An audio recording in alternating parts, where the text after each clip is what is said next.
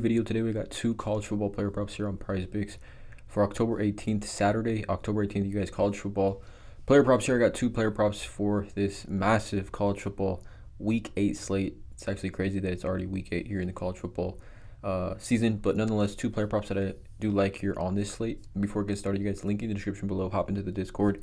$9.30 per month, 31 cents per day. That is where I post all the plays I'm making on PrizePicks. Other captors in there as well. Overall, you guys, super positive community. Everyone in the Discord is trying to help each other cash. I also want to mention I'm not a gambling expert, not financial advice. Simply just plays I'm personally looking at making. Hopefully giving us some insight and analysis to make your own player prop decisions. Also, before I get started, I want to talk about Daily Grind Fantasy, you guys. The DFS Optimizer is a tool that I do use every day to add plays into my parlays. It does all the hard work for you. You guys have mentioned it in every video now.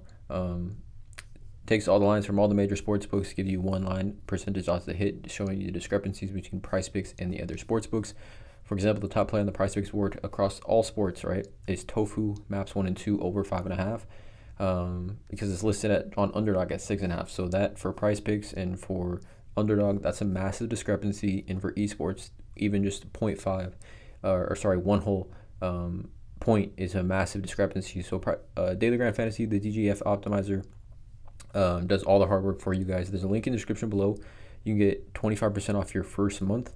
And again, every sport that you play on PrizePicks, if you're on an underdog, better picks, dabble, fliff, rebet, section below, promo code TUFF, 25% off your first month. But let's get into these two player props that I like for this college football slate. At the time of me recording this video, PrizePicks was just really kind of lagging on fantasy score lines, and I do like two. Neither one of them are going to be quarterbacks. I know I usually favor the quarterbacks here in this one, but for this video, because PrizePicks just been taking forever with these fantasy score lines, both these plays are not going to be quarterbacks. So we're going to see how that works out for us. I actually do feel pretty strongly about both of these plays, but let's get into it. So the first one is going to be Andrew Armstrong, wide receiver at Arkansas.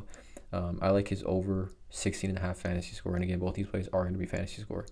Andrew Armstrong, really quickly, when we take a look at this matchup, LSU and Arkansas last week, we took Jackson Dart, right, for that in his fantasy score, I think, against LSU, because their pass defense is so poor, right?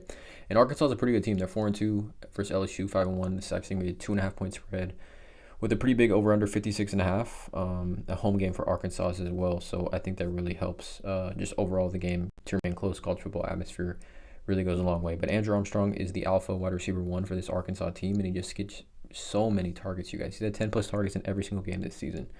11, 10, 13, and 13 total targets. He's over this line in 3 of 5 games to start the season. They had a bye last week.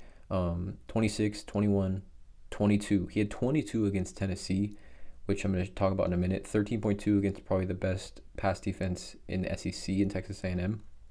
And then had 9.7 against Auburn. I think that was when Taylor Green had gotten hurt a little bit in the game, the quarterback for Arkansas. But Andrew Armstrong over 5.5 receptions, minus 120. You can see here receptions allowed. LSU is ranked 101st in the country. Again, this is Outlier. You guys can get a 7-day free trial with Outlier. There's also a link in the description below for that. But coming back to this, I mean, LSU, they have the second worst passing defense in the SEC, right? They do allow, let's just see, passing defense. I think the second worst. Could be mistaken. Hold on. They have the second worst, 244 yards per game they allow through the air. And like I said, we're kind of looking at LSU defensively against wide receivers. They are allowing the 5th most total fantasy points to wide receivers per game. Let me do PPR actually.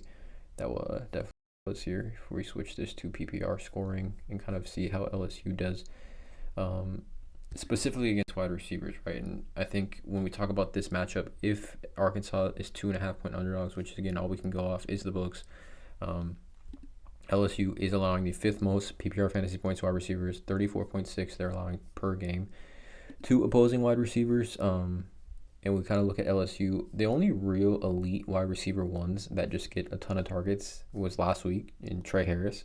And if we look at that game at Mississippi State versus LSU, we saw Caden Lee. Trey Harris got hurt before he got hurt. 11 targets, 7 catches for 102 yards and a touchdown. And then Caden Lee had 12 targets, 9 catches for 132 yards. So you can kind of see how both of those players finished. I mean, I think this is Caden Lee, who, I mean, he's probably the wide receiver 2 in this offense fantasy, and Trey Harris, who missed the majority of the second half or third quarter for sure, he finished with 23.2 PPR. So for Andrew Armstrong, number one wide receiver in this offense, he should see 10 plus targets in this one, being 2.5 point underdogs.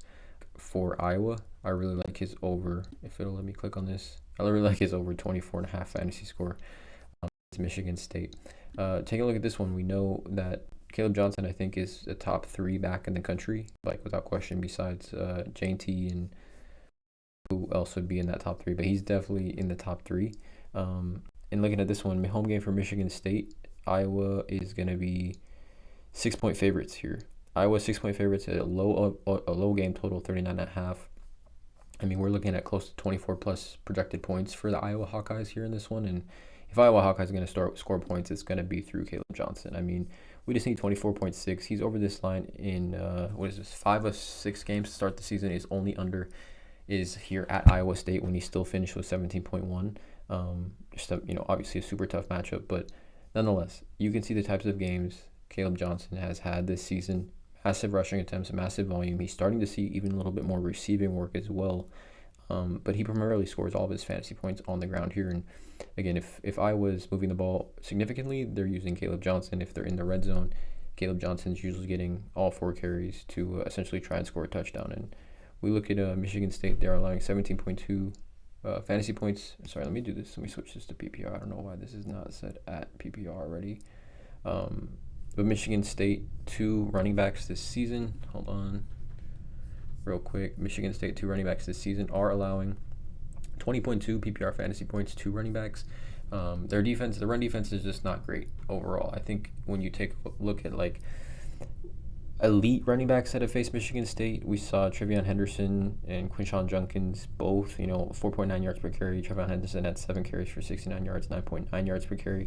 They didn't really need to do much in this one. We also saw the third-string running back have 10 carries in that one, just kind of a blowout type of game. But before their bye, Michigan State played Oregon, and in that matchup, Jordan James, running back for Oregon, who is, a very similar profile as far as volume goes to Caleb Johnson, he had 24 fantasy points. 24 fantasy points against Michigan State. So, I think there's a floor for Caleb Johnson every week, and it's around 20 points.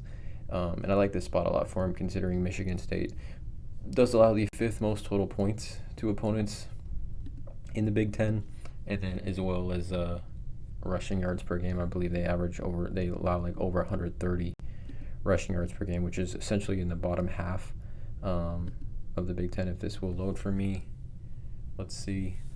So they allow 130.8 rushing yards per game, which again, I think Caleb Johnson, like I said, has a floor of 20 fantasy points if he can catch some footballs. And I just think they continue to run the ball. I like this spot here a lot for him. So 2 player props for this video: Armstrong over 16.5 fantasy, Caleb Johnson over 24.5. I'll leave a pinned comment in the top of the description if these lines do move, if I am still playing them. Again, both these games in the later half of the day as well. So please drop a like, hit that subscribe button, and as always, it's Cash.